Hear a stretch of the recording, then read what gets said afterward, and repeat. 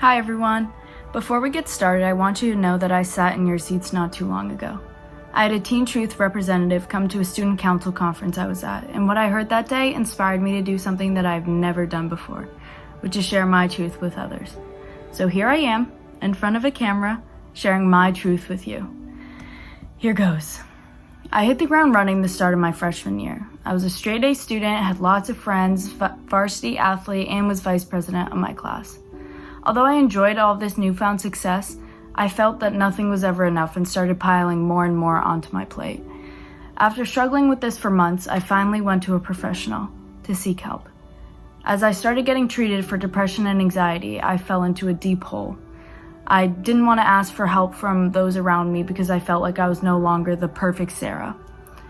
I had ups and downs mentally for months, but once I hit December of my sophomore year, I really hit rock bottom. I lost interest in everything I valued, I felt isolated from everyone else, and I just didn't like who I was. I will never forget what happened next.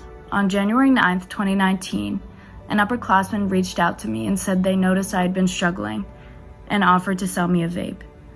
Mind you, at this point, this was the first person who had reached out to me throughout all of this. I felt as though I had nothing worth losing, as though I didn't mean anything, I wasn't important. Within 2 minutes of receiving the vape, I got caught. Immediately, I lost my vice president position, National Honor Society, my varsity titles, and all the 6 clubs that I was in kicked me out. Everyone that I was ever close with abandoned me, and to top it all off, an anonymous app came out the day after, great timing, right? And began trending and flooding with different comments saying, #not my vice president, calling me names, saying, imagine ruining your life in one day because you're a drug addict. The funny part is that there are certain kids in my school, and I'm sure in all of your schools, where an event like this would leave everyone unfazed. And at that time, I was so jealous of them. But now looking back, I realize just how debilitating it must be for them. Once you're labeled a drug addict by your peers, it is insanely hard to believe anything other than that for yourself. Nobody would even look at me in the halls. All my close friends, all my school friends, they all distanced themselves from me because they didn't want to get dragged into the drama and the name calling. I felt like I had lost everything, my friends, my family, my life, my reputation. I started to have suicidal thoughts and began self-harming. I felt alone. I don't share this with you because I want you to feel bad. I share it with you because I know so many of you have your own private battles that you deal with every day, and I want you to know that you are never alone. Hey, JC Pohl with Teen Truth here. Just want to jump in the middle of this video and let you know that Sarah's student story is a little bit different than the rest. All the other student stories kind of play through.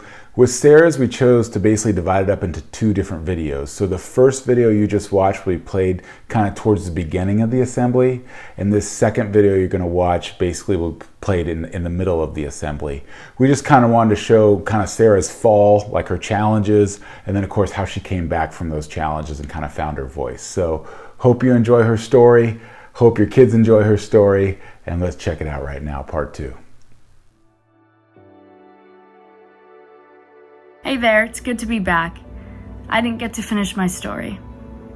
I think Teen Truth is right. We do need to find our voices, and sometimes this requires us pushing back against these pressures. I mean, my school wanted to send me to a drug dependency camp. To this day, when my friends talk about what happened, my eyes still fill with tears. And to top it all off, my principal told me that they made my punishments extra harsh to make an example out of me.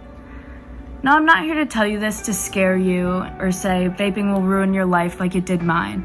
We all know the health consequences and the risks. But there's something more to this story that is not being told, and that is why I want to share my truth with you. I felt as though nobody ever took my mental health into consideration. I was just the troubled, nicotine-addicted student. But wasn't my mental health the underlying factor here? I needed to take control. I needed to find my voice. I then decided that I was going to take all of my emotions and put them into something that I truly was passionate about. About 3 weeks after I got in trouble, I received an email about a leadership essay contest that I typically would have sent straight to spam. However, this one was different. The prompt read, "Describe the hardships that come with success in leadership." This was perfect. I felt as though it was written for me. I won't bore you with the details, but basically I talked about how, although everybody knows that we all fail from time to time, the idealistic expectations on high-performing students often leave no room for error. We can spend years and years building ourselves up with no errors, and yet 1 second of cloudy judgment can erase all of that. For the first time in a while, I felt authentic. When I pressed the submit button, I wasn't worried about giving the wrong answer or making myself look bad. I was unapologetically myself. This experience was a huge turning point for me. A few more weeks passed, and I was fortunate enough to win the contest and become our state's representative. I got pretty fired up. I tried working with my school's administration to prevent students from getting in similar situations to me. However, every idea I brought up about mental health was shut down because it wasn't a direct target towards vaping. I told admin, I said, listen, we can put up as many posters in the bathroom as you want, but unless you're willing to address the actual problem, we are not going to find a solution. And that's our mental health. So me and a few other students took it upon ourselves to make an impact. Every year, our student council has one big project that we put on to promote well-being for our student body. Immediately, I tossed out the idea of a mental health week. A few months passed, and luckily we were able to set up mental health stations that the whole school attended. We were also fortunate enough to win the top 10 award for this project at the student council conference. I also ran again for my vice president position and was lucky enough to win that back as well. I feel so strongly about the topic of vaping and how the biggest problem is not the drug abuse itself, but the inability of the teens in our generation to be able to cope and deal with their mental struggles in a healthy way. Teen Truth is right. We can do this. You and I can do this. We just have to believe. You know, it's not about what happens to you. Life is about how you choose to respond, right?